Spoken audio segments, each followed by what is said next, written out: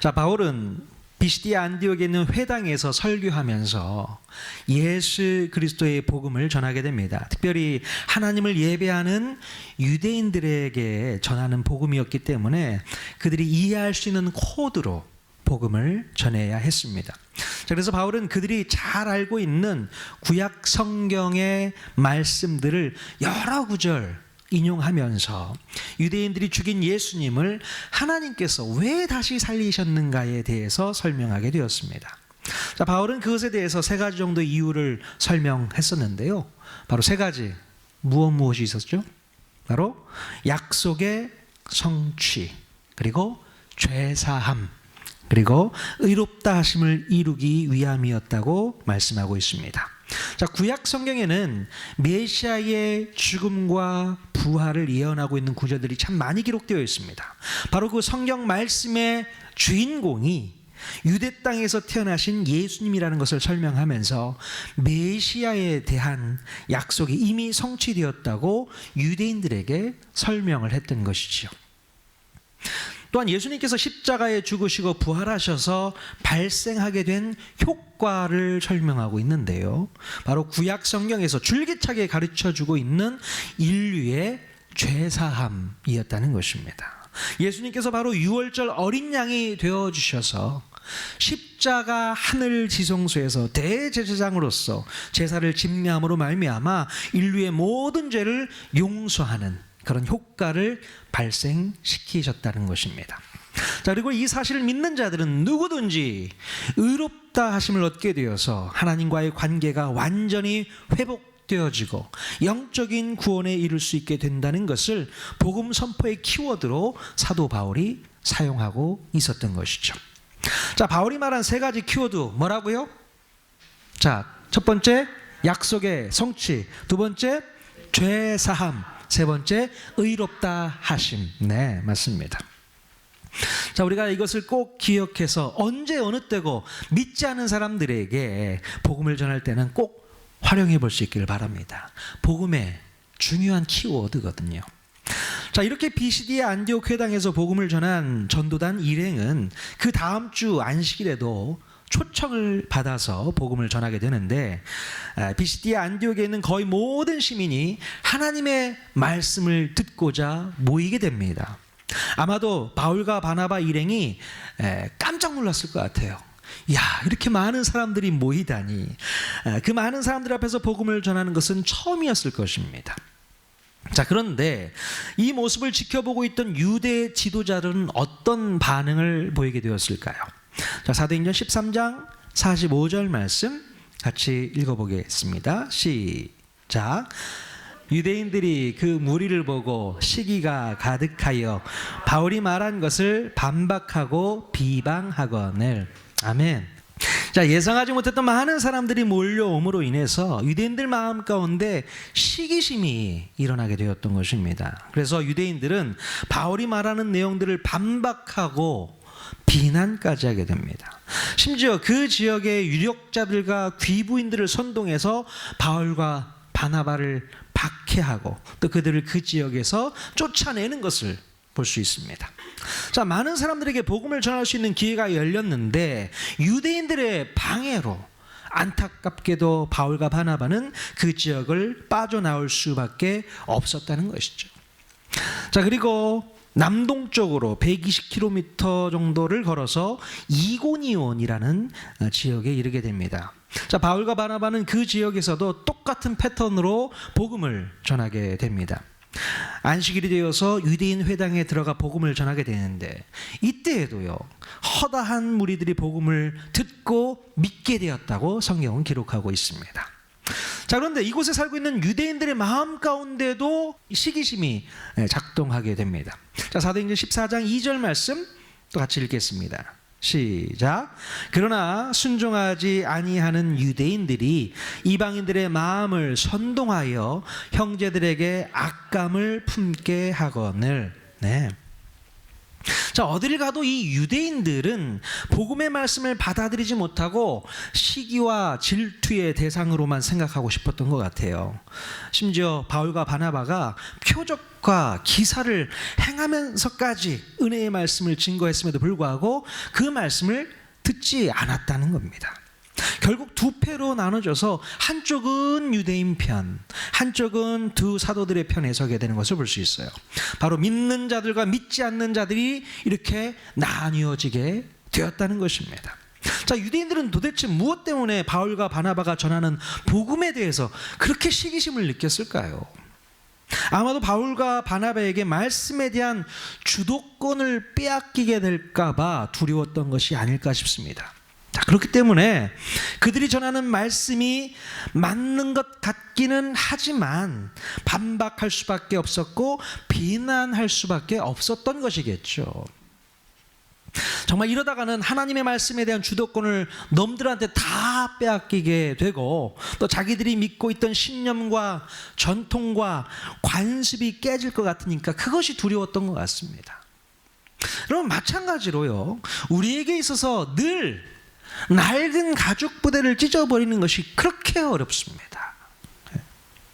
자신의 낡은 가죽 부대를 찢어서 새롭게 변화되기보다는 오히려 자기를 변화시키려고 하는 그 대상을 공격해서 없애버리는 것이 그들 마음 가운데는 더 편하게 느껴졌던 것이죠.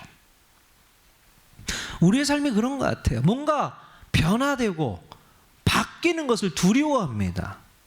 새롭게 변화되는 것을 우리가 기뻐하고 즐거워해야 되는데 그러지 못하는 거예요. 오히려 나를 바꾸게 하는 뭔가가 들어오게 되면 그것을 밀어내는 겁니다.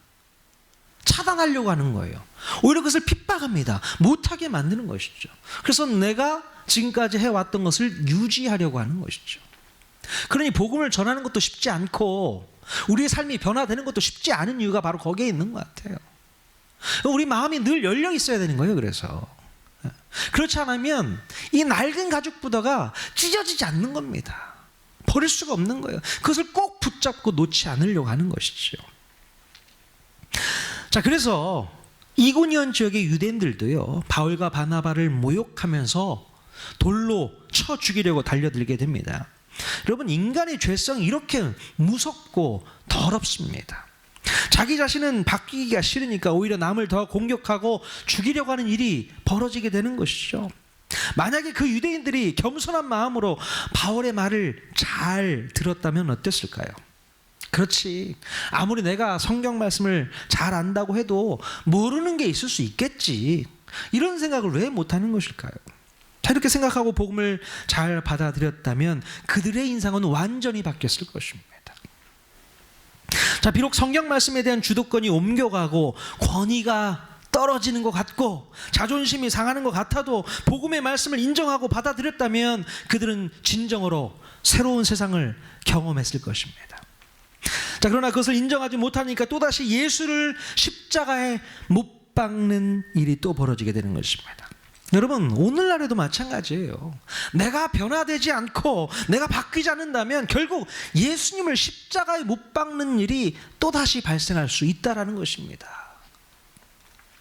내가 예수님 복음 앞에서 바뀌지 않고 변하지 않으면 우리는 얼마든지 예수님을 공격하는 자리에 서 있게 된다는 것입니다. 교회를 아무리 오랫동안 다녔어도 예수님의 복음으로 나를 바꾸지 못했다면 나 자신도 모르게 언제든지 십자가의 원수로 서 있을 수밖에 없다는 것입니다. 그럼 복음이 뭔지도 모르고 또 예수님이 누군지도 모르면서 아무런 부담감 없이 어떻게 신앙생활을 할 수 있는 것입니까? 그러므로 우리는 복음 앞에서 늘 겸손한 자로 서 있어야 될 줄로 믿습니다. 예수님의 복음 앞에서는 내 생각, 내 의견, 또 내 경험, 내 방법은 다 차단하셔야 돼요. 차단하셔야 됩니다. 오로지 주님의 말씀만 앞세우고 주님의 십자가 복음만 드러나야 하는 줄로 믿습니다. 그러기 위해서는 더 겸손하게 엎드리고 더 겸손한 자세로 우리 마음을 열어야 됩니다.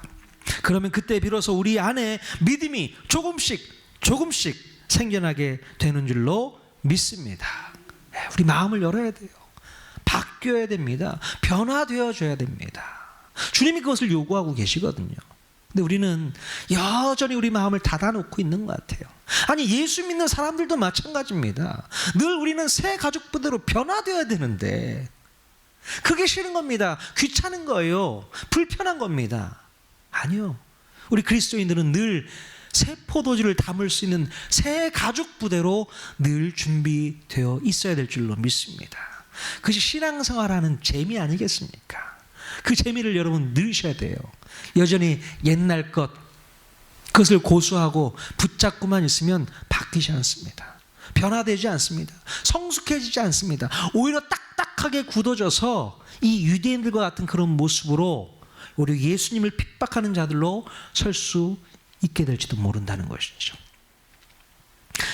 자, 그리고 결국 바울과 바나바는 비시디아 안디옥뿐만 아니라 이고니온에서도 서둘러 빠져나올 수밖에 없게 되죠. 그리고 이제 루가오니아 지역의 두 성 루스드라와 더베로 이동하게 됩니다. 자, 그런데 이 바울 전도단은 루스드라 지역에 도착했을 때에 지금까지와는 다른 패턴으로 복음을 전하게 됩니다. 자, 지금까지는 어느 지역에 도착하게 되면 제일 먼저 찾았던 곳이 어디였어요? 예, 유대인들의 회당이었습니다. 자, 그런데 루스드라 지역에는요, 유대인의 회당이 별로 없었던 것 같아요. 그래서 바울 전도단은 처음으로 노상에서 직접 복음을 전했던 것 같습니다. 자, 그런데 바울 일행이 그때 루스드라 성에 도착해서 제일 먼저 만난 사람이 누구였습니까? 자, 사도행전 14장 8절 말씀 같이 읽겠습니다. 시작. 나면서 걷지 못하게 되어 걸어본 적이 없는지라. 네. 자, 바울은 루스드라 성 사람들을 향하여 복음을 전하게 되는데, 자, 그 사람들 중에 제일 눈에 띄는 사람을 하나 발견하게 됩니다. 바로 태어나서 한 번도 걸어보지 못한 장애인이 눈에 확 들어왔던 것이죠. 자, 그 장애인은 거리에 앉아서 매일 구걸을 하고 있었을지 모릅니다. 자, 그에게 지금 필요한 것은 바로 한 푼, 두 푼 던져주는 동전이었어요. 자, 그런데 그의 눈빛이 남다르다는 것을 바울이 발견하게 됩니다. 자, 사도행전 14장 9절 말씀 또 같이 읽겠습니다. 시작. 바울이 말하는 것을 듣거늘 바울이 주목하여 구원받을 만한 믿음이 그에게 있는 것을 보고. 네. 자, 그 장애인은 복음을 전하고 있는 바울의 말을 처음부터 끝까지 유심히 귀 기울여 듣게 됩니다. 자, 그가 처음부터 끝까지 집중해서 듣게 된 복음은 어떤 내용이었을까요? 당연히 사도 바울이 반복해서 외쳤던 복음, 바로 하나님께서 예수님을 다시 살리셨다는 놀라운 사실을 듣게 되었을 것입니다. 그는 하나님이라는 신이 십자가에 못 박혀 죽은 예수를 다시 살려내셨다는 말에 완전히 꽂혔을 거예요. 이야, 이런 일이 있었어? 아니, 뭐라고? 하나님이라는 신이 예수를 다시 살려내셨다고? 그게 정말이야? 다른 사람들은 바울이 전하는 말을 어떻게 듣고 있었는지 몰라도 이 걷지 못하는 장애인만큼은 바울이 전하는 복음의 말씀을 정말로 유심히 듣게 됩니다. 자, 그때 바울은 그를 주목하여 보고 그에게 구원받을 만한 믿음이 있음을 포착하게 됩니다. 자, 그래서 바울은 사도행전 3장에서 베드로가 했던 것처럼 큰 소리로 외치게 되는 것이죠. 자, 사도행전 14장 10절 말씀 뭐라고 외쳤나 같이 읽겠습니다. 시작. 큰 소리로 이르되 내 발로 바로 일어서라 하니 그 사람이 일어나 걷는지라. 아멘. 자, 태어나서 지금까지 두 다리로 서서 한 번도 걸어오지 못했던 그가 벌떡 일어나서 걷게 됩니다. 얼마나 기쁘고 또 놀랐을까요? 자, 이제는 다른 사람들처럼 정상적으로 걸을 수 있게 된 것이죠. 여러분, 그가 그렇게 놀라운 기적을 체험할 수 있었던 것은 무엇 때문일까요? 네, 바로 그의 마음 가운데 구원받을 만한 믿음이 있었기 때문이었습니다. 바울의 눈에 그 믿음이 보였기 때문에 우리 주님께서는 바울을 통해서 그를 구원하여 주신 줄로 믿습니다. 여러분, 믿음이 눈에 보입니까? 믿음이 눈에 보여요? 근데 저는 눈에 보입니다. 예, 믿음은 눈에 보이는 거예요.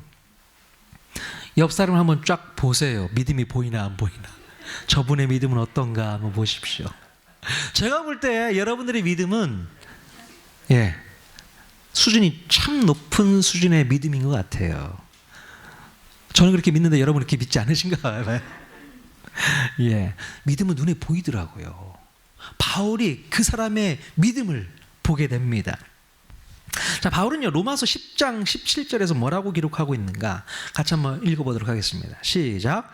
그러므로 믿음은 들음에서 나며 들음은 그리스도의 말씀으로 말미암았느니라. 아멘. 그럼 바울이 로마서에서 이 말씀을 쓸 수 있었던 것은 아마도 루스트라에서 있었던 이 기적을 바탕으로 썼던 것이 아닌가 싶어요. 이 걷지 못했던 장애인이 복음의 말씀을 처음 듣게 되었잖아요. 그런데 그 말씀을 들으면서 뭐가 생겼다고요? 바로 처음 믿음이 생기게 되었다는 것입니다.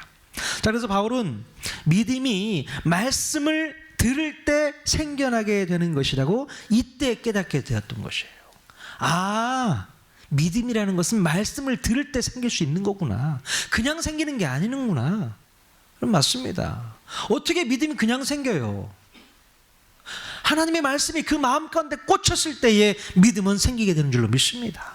아멘. 그래서 우리가 말씀을 듣고 읽고 해야 되는 것이죠. 믿음이 없던 사람이 말씀을 꾸준하게 듣다 보면, 읽다 보면 믿음이 생겨나게 된다는 것이죠. 자, 여러분, 그런데 여기서 말하는 믿음이란 무엇일까? 바울은 구원받을 만한 믿음이라고 말하고 있는데요, 구원받을 만한 믿음이란 도대체 무엇일까요? 자, 다른 번역 성경에 보면 고침받을 만한 믿음 또는 치유받을 만한 믿음이라고 표현을 하고 있습니다. 자, 그는 바울이 전한 이 복음을 귀담아 듣게 되었을 것인데요, 이 바울이 전한 복음의 내용이 무엇이었겠습니까? 당연히 예수님께서 십자가에 죽으시고 다시 사신 그 예수 그리스도를 통하여 믿는 모든 사람들이 죄사함을 받고 의롭다 하심을 얻을 수 있게 된다는 그런 내용 아니었겠습니까? 자, 이 장애인은 바로 그 죄사함을 얻을 수 있는 말에 마음이 꽂히게 된 것입니다. 죄사함을 받을 수 있다고? 자, 그는요, 자기가 이렇게 장애인으로 태어난 이유는 바로 자기 자신의 죄 때문이라고 생각을 하고 살았을 거예요. 자기 자신뿐만 아니라 모든 사람들이 자기를 바라보면서 저 사람이 죄 때문에 저렇게 살고 있는 거야, 그렇게 다 인정하고 있었다라는 것입니다. 자, 그때 당시 장애인들이나 가난한 사람들은요, 죄가 있기 때문에 그런 고통을 겪고 있는다고 생각을 했습니다. 자, 그런데 바울이 전한 복음을 들어보니 분명히 믿기만 하면 죄사함을 받고 의롭게 될 수 있다는 것이잖아요. 정말로 내가 죄사함을 받고 의롭게 될 수만 있다면 내가 평생 장애인으로 살아왔던 이 시간들이 드디어 여기서 끝날 수 있지 않을까? 그렇게 연결해서 생각을 했던 것입니다. 내가 정말 죄사함을 받고 의롭게만 된다면 나를 묶어놓았던 지체장애의 결박을 끊을 수 있지 않을까? 이렇게 새로운 희망이 생기게 되었던 것입니다. 바로 그때 그 순간 그 사람의 마음 가운데는 작은 믿음이 생겨나게 되었던 것이죠. 다행히도 그 많은 사람들 가운데 그 구원받을 만한 믿음을 바울이 포착해낸 것입니다. 자, 그래서 바울은 그 장인의 마음 가운데 생겨난 그 믿음을 보고서 이제 그가 죄사함을 받고 의롭게 되었음을 증명하기 위해서 중증 지체 장애의 결박을 완벽하게 끊어주었던 것입니다. 아멘. 자, 사도행전 14장 10절 말씀 같이 읽겠습니다. 시작. 큰 소리로 이르되 내 발로 바로 일어서라 하니 그 사람이 일어나 걷는지라. 아멘. 아멘. 자, 이제 그 장애인은요, 더 이상 죄인이 아니었기에 그것을 증명이라도 하듯이 똑바로 서서 걸을 수 있게 되었던 것입니다. 이제 그는 더 이상 죄인이라고 따돌림 받지 않아도 되었고 건강한 몸으로 인간다운 삶을 살 수 있게 되었습니다. 예수 그리스도의 복음을 듣고 믿을 수 있었던 것이 얼마나 큰 은혜라고 생각했을까. 여러분, 그 장애인에게 구원받을 만한 믿음이 생겼던 이유가 무엇이었을까요? 그것은 바로 자기 자신이 지독한 죄인이라고 하는 자기 인식이 있었기 때문에 가능했던 것입니다. 자기 자신은 누구보다도 큰 죄인이라고 생각하고 있었기 때문에 죄사함의 복음이 선포되어졌을 때에 곧바로 반응할 수 있었던 것이죠.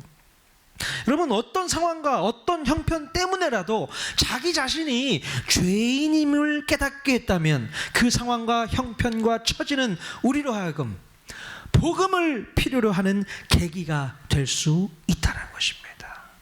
예. 그러니 어쩌면 그 장애인이 가지고 있었던 이 핸디캡은 복음을 들을 수 있게 만들었던 특별한 복이라고 생각할 수 있겠죠. 예. 얼마나 많은 사람들이 핸디캡을 가지고 있어요. 단점들이 너무나도 많이 있습니다. 힘들고 고통스럽게 사는 일들이 얼마나 많이 있어요. 그러나 그 핸디캡, 그 단점들, 그 아픔들, 그 상처들, 그 고통들이 주님을 만날 수 있는 계기가 된다고요. 그러니 그게 복이 아니고 무엇이겠습니까? 그럼 그것 때문에 힘들어하거나 아파하거나 괴로워하지 마십시오. 오히려 그것은 주님을 만날 수 있는 은혜의 통로가 된다는 사실을 기억할 수 있기를 바랍니다. 자, 그런데 정말로 불쌍하고 안타까운 것은 자기 자신이 지독한 죄인이라고 깨닫게 할 수 있는 계기가 아무것도 없는 사람이에요. 자기 자신이 죄인이라는 사실을 도무지 깨닫지 못하는 사람은 죄사함이 필요가 없습니다.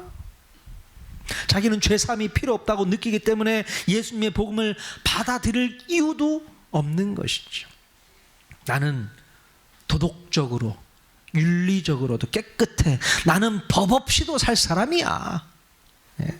이런 생각을 가지고 있는 사람은 어떨까요? 당연히 절대로 복음에 귀를 기울이지 않습니다. 자, 그런데 바로 유대인들이 이런 마음을 가지고 있었단 말이에요.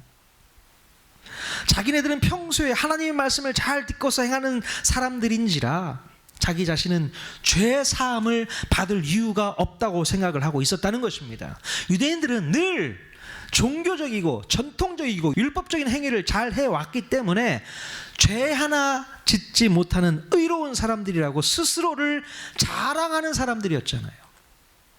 그러니 그런 사람들에게 너희들 모두가 죄 사함을 받아야 하고 의롭다함을 받아야 한다고 말하는 바울의 말을 어떻게 가만히 듣고만 있겠습니까? 그러니까 마음의 시기심과 분노가 일어나서 바울과 바나바를 동네에서 쫓아버렸던 것입니다.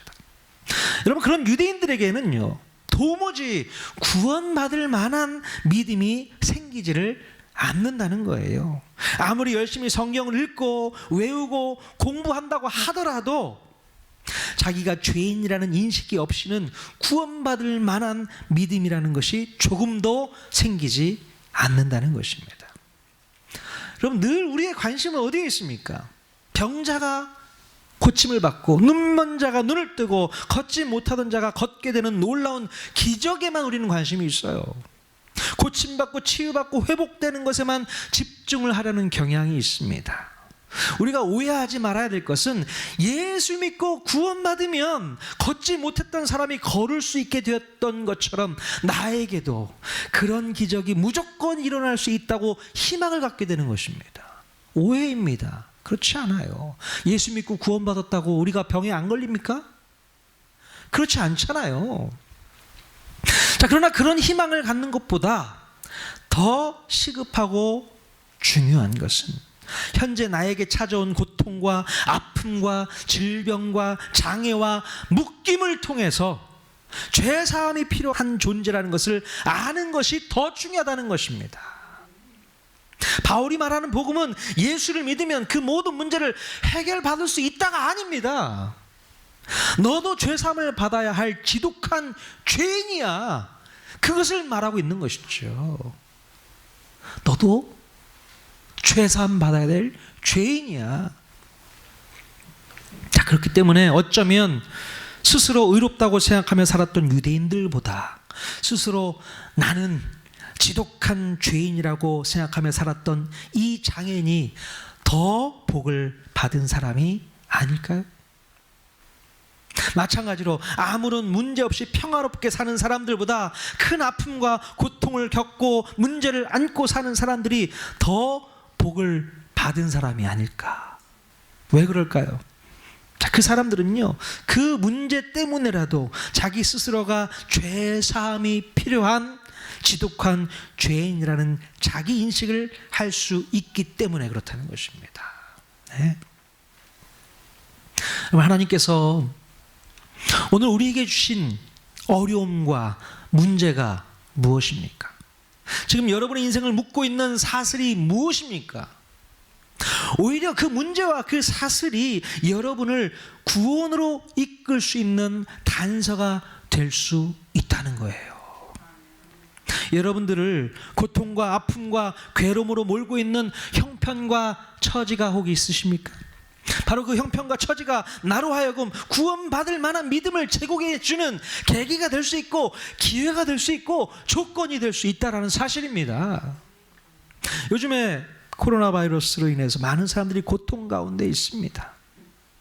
저는 이 고통이 빨리 없어지기만을 기도하고 있습니다. 하지만 그것만을 위해서 기도할 것이 아니라고 생각해요. 오히려 그 고통 속에서 자기 자신의 교만함이 꺾이고 자기 자신이 죄인임을 깨닫고 죄사함이 필요한 존재라는 사실을 깨닫는 것, 이게 더 중요하다는 것을 알았으면 좋겠어요.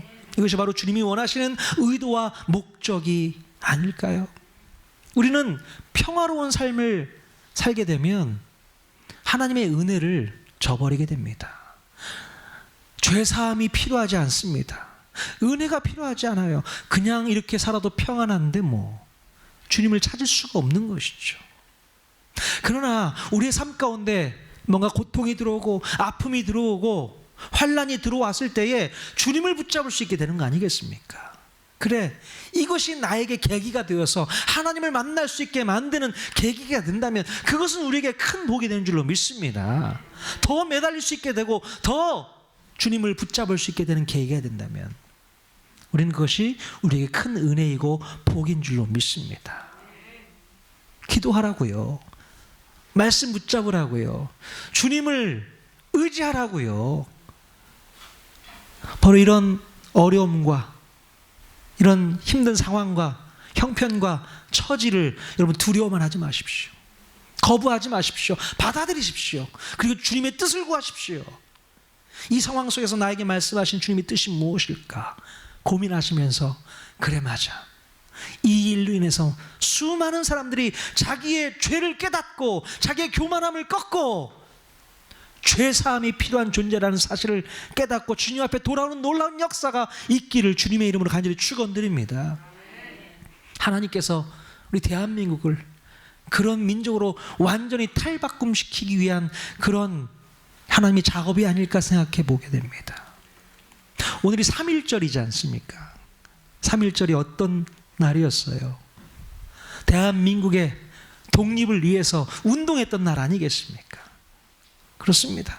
이 나라가 정말 악한 사단 마귀에 의해서 묶여있는 나라가 아니라 오히려 하나님 앞에 우리가 엎드려서 주님의 나라, 하나님의 나라를 선포하며 자유를 외치는 그런 나라가 될 줄로 믿습니다.